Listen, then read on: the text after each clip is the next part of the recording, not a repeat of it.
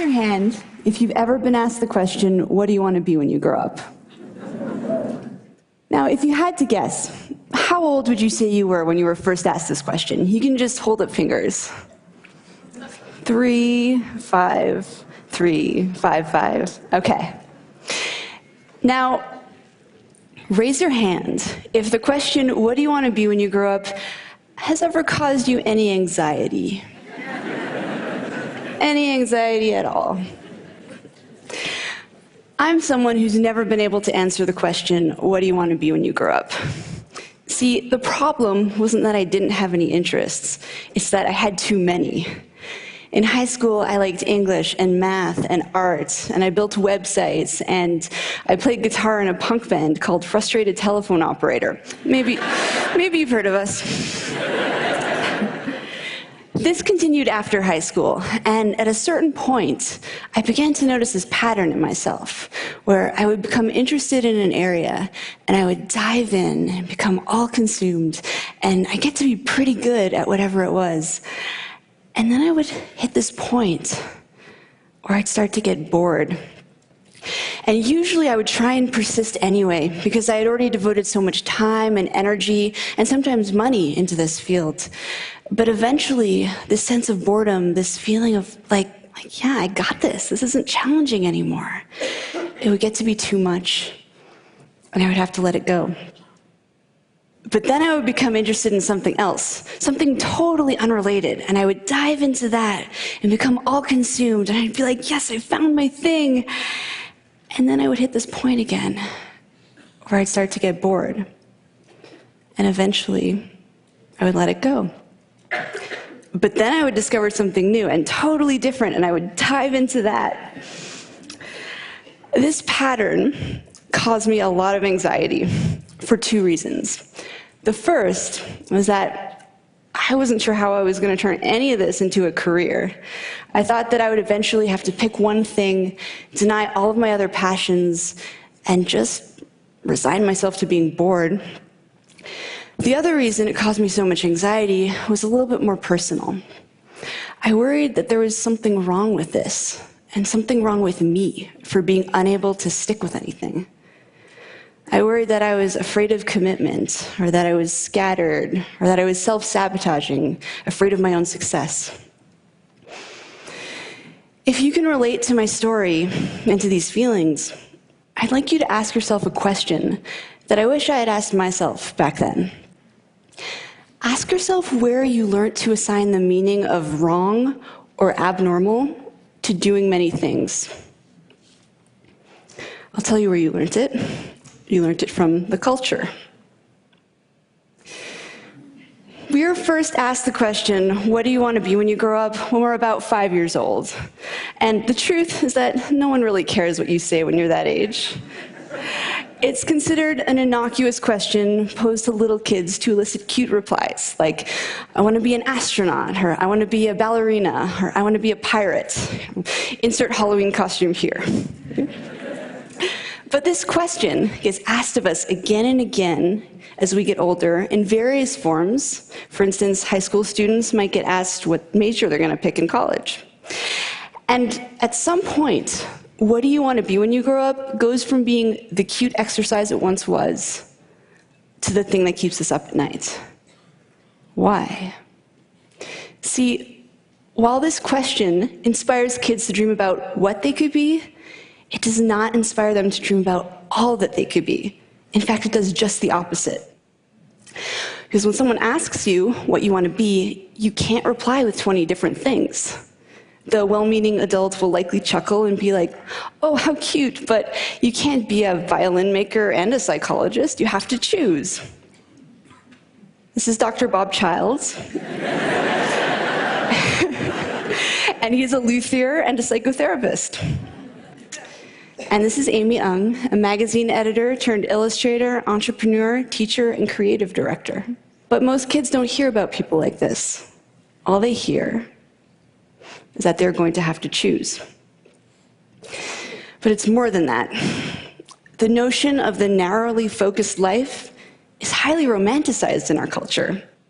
It's this idea of destiny, or the one true calling. The idea that we each have one great thing we are meant to do during our time on this earth, and you need to figure out what that thing is and devote your life to it. But what if you're someone who isn't wired this way?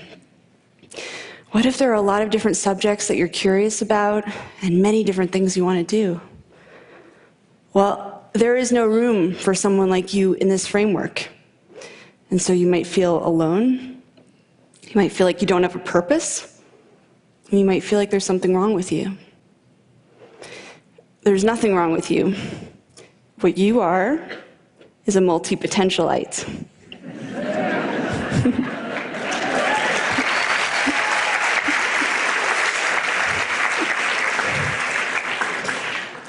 A multipotentialite is someone with many interests and creative pursuits. It's a mouthful to say. It might help if you break it up into 3 parts: multi-potential and ite. You can also use one of the other terms that connote the same idea, such as the polymath, the Renaissance person. Actually, during the Renaissance period, it was considered the ideal to be well-versed in multiple disciplines. Barbara Scher refers to us as scanners. Use whichever term you like, or invent your own. I have to say, I find it sort of fitting that as a community, we cannot agree on a single identity. It's easy to see your multipotentiality as a limitation or an affliction that you need to overcome. But what I've learned through speaking with people and writing about these ideas on my website is that there are some tremendous strengths to being this way. Here are 3 multipotentialite superpowers. 1, idea synthesis. That is combining 2 or more fields and creating something new at the intersection. Shaw Wong and Rachel Binks drew from their shared interests in cartography, data visualization, travel, mathematics, and design when they founded Meshu. Meshu is a company that creates custom, geographically inspired jewelry. Shaw and Rachel came up with this unique idea, not despite, but because of their eclectic mix of skills and experiences. Innovation happens at the intersections. That's where the new ideas come from. And multipotentialites, with all of their backgrounds, are able to access a lot of these points of intersection. The second multipotentialite superpower is rapid learning. When multipotentialites become interested in something, we go hard. We absorb everything we can get our hands on. We're also used to being beginners because we've been beginners so many times in the past. And this means that we're less afraid of trying new things and stepping out of our comfort zones. What's more, many skills are transferable across disciplines, and we bring everything we've learned to every new area we pursue, so we're rarely starting from scratch. Nora Dunn is a full-time traveler and freelance writer. As a child concert pianist, she honed an incredible ability to develop muscle memory. Now she's the fastest typist she knows. Before becoming a writer, Nora was a financial planner. She had to learn the finer mechanics of sales when she was starting her practice, and this skill now helps her write compelling pitches to editors. It is rarely a waste of time to pursue something you're drawn to, even if you end up quitting. You might apply that knowledge in a different field entirely, in a way that you couldn't have anticipated. The third multipotentialite superpower is adaptability. That is the ability to morph into whatever you need to be in a given situation. Abe Cajudo is sometimes a video director, sometimes a web designer, sometimes a Kickstarter consultant, sometimes a teacher, and sometimes apparently James Bond.